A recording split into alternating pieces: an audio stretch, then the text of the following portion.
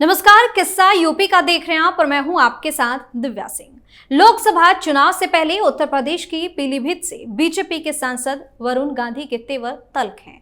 इस बात की चर्चा तो पहले से ही होती रही है कि 2024 के चुनाव में क्या बीजेपी वरुण गांधी को टिकट देगी। अब ये सवाल और गहरा हो गया है। 2 दिन के दौरे पर अपने संसदीय क्षेत्र पहुंचे वरुण ने अपनी ही पार्टी के नारों, सरकारी योजनाओं की स्थिति और भ्रष्टाचार, बेरोजगारी को लेकर सवाल उठाए। सवालिया लहजे में पूछा कि जय श्री राम, भारत माता की जय, इससे काम हो जाएगा। इसी मुद्दे पर आज चर्चा करने के लिए मेरे साथ स्टूडियो में मौजूद हैं कैपिटल टीवी के एग्जीक्यूटिव एडिटर राजीव जी। सर, आपका स्वागत है। धन्यवाद। आखिर वरुण गांधी के तेवर इतने तल्ख कैसे होते जा रहे हैं? देखिए, वरुण गांधी के तेवर पर तो चर्चा आगे करेंगे, लेकिन सबसे बड़ी बात यह है कि वरुण गांधी ने जो बोला है भारत माता की जय और जय श्री राम बोलने से क्या समस्या का समाधान हो जाएगा? बिल्कुल नहीं होगा। ये बात तो तय है कि इसे बोलने से समस्या का समाधान नहीं होगा, लेकिन समस्या का समाधान क्या नहीं बोलने से हो जाएगा?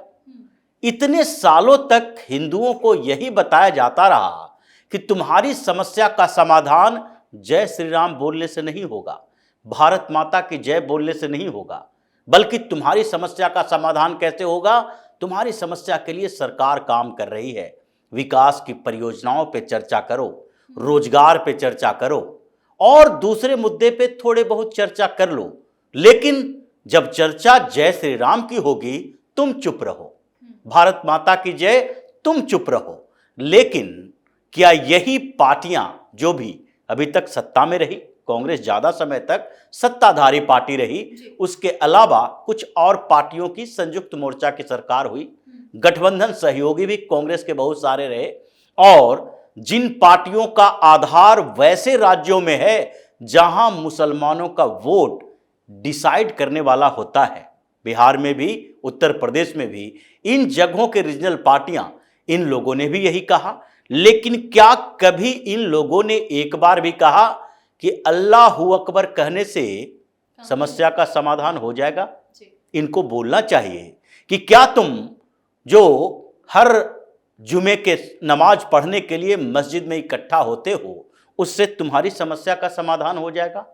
इन लोगों ने कभी ये सवाल उठाया कि क्या मुस्लिम तकरीर करते हैं, धर्म की बातें करते हैं और लगातार हर मोहल्ले में मस्जिदें बनाई जा रही है, हर छोटे छोटे जगहों पर मस्जिदें बनाई गई, इस पर सवाल कभी इन लोगों ने उठाया कि क्या इन मस्जिदों में जाकर नमाज अदा करने से आपकी समस्या का समाधान हो जाएगा?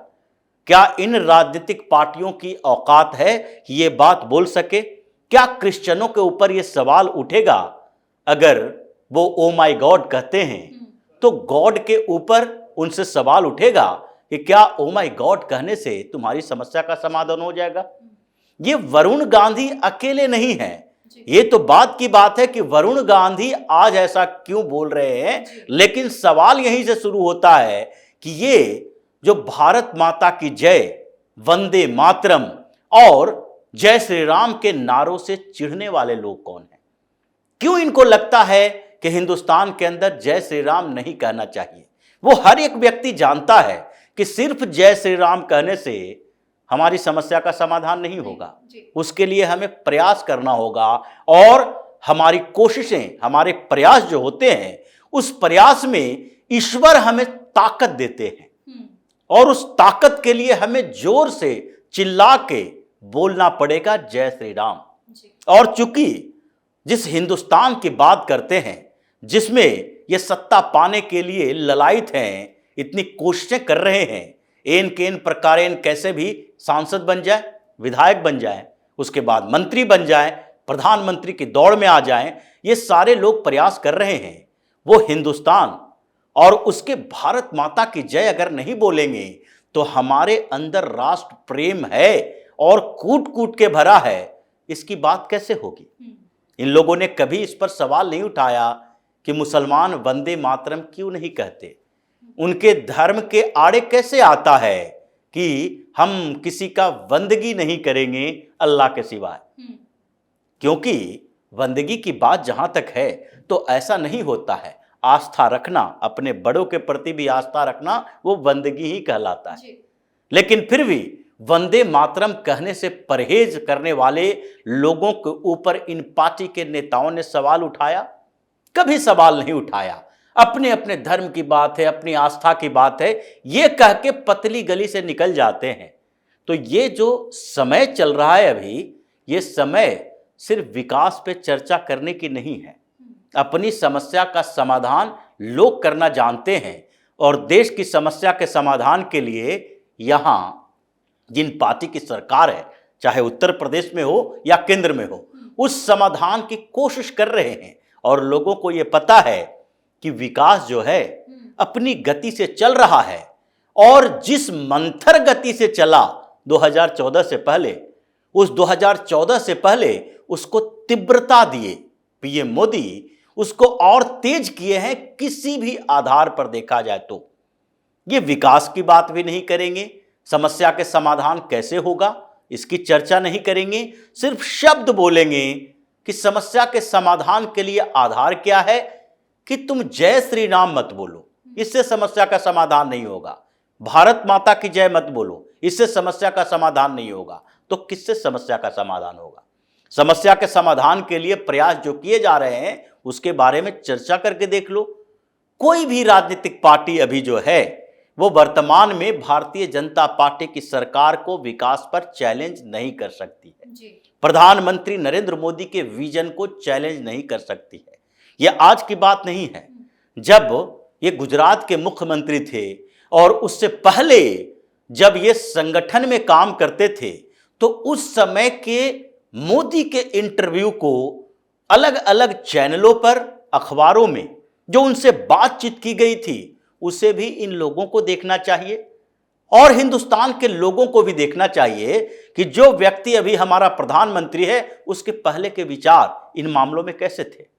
जब उनसे बार बार कहा जाता था कि आप भ्रष्टाचार से कैसे लड़ेंगे अगर प्रधानमंत्री बन गए तो, क्योंकि प्रधानमंत्री के उम्मीदवार भारतीय जनता पार्टी की तरफ से बना दिए गए थे, उस समय वो कहते थे कि टेक्नोलॉजी का इस्तेमाल करेंगे, ट्रांसपेरेंट तरीके से हम सारे काम करेंगे और फिर जवाबदेही तय की जाएगी। ये मीडियोकर की भूमिका खत्म होगी। आज क्या हो रहा है? डायरेक्ट बेनिफिट ट्रांसफर, डीबीटी, ये 3 अक्षर ऐसे हैं जिसने हजारों हजार करोड़ रुपया सरकार का बचाया, क्योंकि ये वरुण गांधी जो हैं इन्हीं के चाचा थे, राजीव गांधी प्रधानमंत्री वो भी थे। क्या बोलते थे? 1 रुपया केंद्र से जाता है तो वहां लोगों के हाथ में 25 पैसा पहुंचता है। ये 75 पैसा जाते कहां हैं? ये मीडियोकर जो बीच के दलाल लोग हैं खा जाते हैं। वृद्धावस्था पेंशन के लिए पहले महिलाएं ब्लॉक जाने के लिए इंतजार करती रहती थी। कितनी भी पेंशन योजनाएं, बुजुर्गों के लिए पेंशन जो थी अलग अलग, आज किसान सम्मान निधि में पैसे दिए जा रहे हैं। ये अगर सही तरीके से संचालित नहीं किए जाते तो होता क्या? ये लोग 3 महीने पर ब्लॉक में जाते, वहां दलाल बैठा हुआ है, आपका पैसा निकलवाएंगे, हमको 20% 50% कमीशन चाहिए। ये पहले से ऐसा होता रहा है। ये कमीशन खोरी खत्म हुआ। ईडी, सीबीआई अपना काम सही तरीके से कर रही है। लाखों लाख करोड़ रुपए अटैच किए जा रहे हैं। 8-9 साल में 1,07,000 करोड़ रुपए तो जब्त किए गए। जो स्थितियां हैं इस पर चर्चा नहीं करेंगे, लेकिन इनका केंद्र कहां होता है? हिंदुओं को दबाते रहे हैं, आगे भी हिंदुओं को दबाते रहो ताकि हम उस गैंग का हिस्सा बने। वो जो वर्ग है जो हमेशा से हिंदुओं को दबाने की कोशिश करता रहा पिछले 70 सालों में, जातियों में बांट दो इसे सेकुलरिज्म के नाम पर दबा दो कि तुम बहुसंख्यक हो, तुम त्याग करो, तुम्हें जरूरत नहीं है, तुम्हारा तो देश है, 80% जनसंख्या है, तुम्हें कैसे खतरा हो सकता है? तुम अपने सांस्कृतिक त्याग करो। होली के समय किसी मुसलमान को रंग नहीं लगना चाहिए, लेकिन ईद तुम टोपी पहन पहन के मनाओ। ये जो बार बार ये चीजें की गई कि तुम अपने सांस्कृतिक पहचान दूसरे लोगों के सामने जाहिर नहीं होने दो। अगर मुस्लिम के मोहल्ले से जा रहे हो तो तुम हर हर महादेव मत कहो, वो नाराज हो जाएंगे, उनको परेशानी बढ़ जाएगी। ये कह कह के इतना दबा दिया गया कि हिंदुओं को भी लगने लगा वास्तविक पहचान हमारी यही है। उसके बाद एक नई कॉन्स्पिरेसी शुरू की गई, हिंदू तो दयाशीलता, दयालु लोग होते हैं, ये तो त्याग करते हैं, कभी भी सामंजस्य बिठाने की कोशिश करते हैं, सहिष्णु होते हैं, ये कभी आक्रामक नहीं हो सकते, हमारा इतिहास, हमारी संस्कृति, ये तोड़ तोड़ के पेश किया गया और दबाने की कोशिश की गई। जहां तक इन लोगों ने कॉन्स्पिरेसी की है वो अब उजागर हो रहा है और इसी के कारण समस्या बढ़ रही है इन लोगों की। और यही बात है जिसके कारण अब वरुण गांधी है जो किस जगह पर जाना चाहते हैं, उसी गिरोह में जो अब तक ये करता रहा है। वरुण गांधी ये भी कह रहे हैं कि जो लोग लोन चुकता नहीं करेंगे उनके खिलाफ भी एक्शन होगी, उनकी संपत्ति कुर्क कर ली जाएगी। अगर लोन चुकता नहीं करेंगे उसके खिलाफ एक्शन होना क्या गलत है? अगर आप लोन नहीं दे रहे हैं और आपके पास प्रॉपर्टी है तो इसका मतलब आप जानबूझकर चीट कर रहे हो। ये दुनिया में कहीं ऐसा नियम कानून तो नहीं है कि आप लोन लो और उसको पूरा ना करो। हाँ, ये अलग बात है कि उसके आर्थिक स्थिति के आधार पर सरकार ये तय करती है कि ये जो लोन लिया है ये भुगतान नहीं कर पा रहा है तो इस लोन को माफ कैसे करे, वो भी सरकार करती है, बैंक नहीं करती है। अगर किसानों का लोन माफ किया जाता है तो बैंक को फायदा होता है कि ये जो 1 लाख करोड़ रुपया एनपीए, नॉन परफॉर्मिंग एसेट हमारा बना हुआ है, सरकार ने माफ किया, मतलब 1 लाख करोड़ सरकार उस बैंक को देगी और उसका फिर से एक कैपिटल तैयार हो जाएगा, लोन फिर से देने के लिए तैयार होगा। लेकिन वरुण गांधी की जहां तक बात है, फ्रस्ट्रेशन किस बात की है? फ्रस्ट्रेशन इस बात की है कि अब भारतीय जनता पार्टी ने मान लिया है कि वरुण गांधी, मेनका गांधी को बाहर का रास्ता दिखाओ, टिकट नहीं मिलने वाला। अब करेंगे क्या? यही वरुण गांधी और मेनका गांधी जो कि चुनाव प्रचार के दौरान बड़े हिंदू बनते थे, हिंदुत्व की बात करते थे। मेनका गांधी ने यहां तक कह दिया था, तुम लोग वोट नहीं देते हो मुसलमानों को, कि तुम लोग वोट नहीं देते हो, तुम्हारा काम नहीं होगा। ये जो वोट नहीं देने वाले लोग हैं, हमको नहीं चाहिए किसी मुस्लिम का वोट।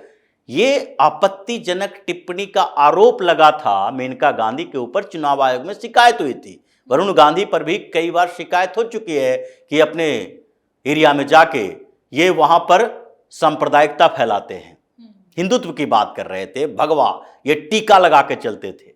लेकिन आज क्या हो गया कि तुम चर्चा कर रहे हो जय श्री राम और भारत माता की जय की, उसके खिलाफ जा रहे हो, क्योंकि पूरा का पूरा नेहरू खानदान, जवाहरलाल नेहरू के बाद से अब तक ये सारे राजनीति के अवसरवादी लोग हैं।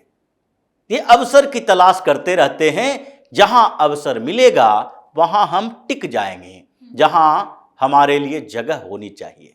मेनका गांधी वही अवसरवादी राजनीति की थी और जब इंदिरा गांधी ने राजीव गांधी को आगे बढ़ाने की सोची, मेनका गांधी को लगा मेरे पति संजय गांधी ने तो बड़ा कांग्रेस के लिए काम किया, उनके आसपास के चेले चपाटों को लेकर ये यूपी की राजनीति में चली आई। कहीं जगह नहीं मिला, भारतीय जनता पार्टी में चले आई, उस समय जनसंघ से शुरू कर ली। ये लोग अपॉर्चुनिस्ट हैं, कहीं न कहीं इन्हें पावर चाहिए और अभी के समय में पावर जो है जनता के हाथ में है। और वर्तमान समय में उत्तर प्रदेश में जनता ने योगी आदित्यनाथ को पावर दिया और केंद्र में मोदी को पावर दिया है। इन दोनों के अलावा इन लोगों को पावर नहीं दिया गया। अब ये बौखलाहट में ये सोच रहे हैं सांसदी बच जाए, उसी गैंग में जाएंगे जो कि हमेशा हिंदुओं को दबाया, मुसलमानों को खुश करने के लिए। लेकिन समस्या ये है कि तुम किसी के हिस्से में चले जाओ, राहुल गांधी से मिल लो, फिर से परिवार में आ जाओ, अखिलेश यादव के पार्टी से टिकट ले लो, लेकिन इस बार न वरुण गांधी न मेनका गांधी संसद का दरवाजा देख पाएंगे। दोनों का पत्ता साफ है, न भाजपा टिकट देगी और न दूसरी पार्टी से ये जीत सकते हैं, क्योंकि लोग भी इनकी नीयत को समझ चुके हैं। जी, बहुत बहुत धन्यवाद सर तमाम जानकारी के लिए। धन्यवाद। तो साफ तौर पर वरुण गांधी की बौखलाहट दिख रही है और वरुण गांधी ने अब जय श्री राम और भारत माता की जय जैसे नारों को लेकर अपनी ही पार्टी पर सवाल उठाए हैं और लगातार अलग अलग मुद्दों को लेकर अपनी ही पार्टी की सरकार पर निशाना साध रहे हैं। किस्सा यूपी का में फिलहाल के लिए इतना ही। अगर आपने अभी तक हमारे चैनल को सब्सक्राइब नहीं किया है तो सब्सक्राइब कर लीजिए, हमारे वीडियो को लाइक कीजिए, शेयर कीजिए, साथ ही हमें कमेंट करके जरूर बताइए कि आपको हमारी खबर कैसी लगी।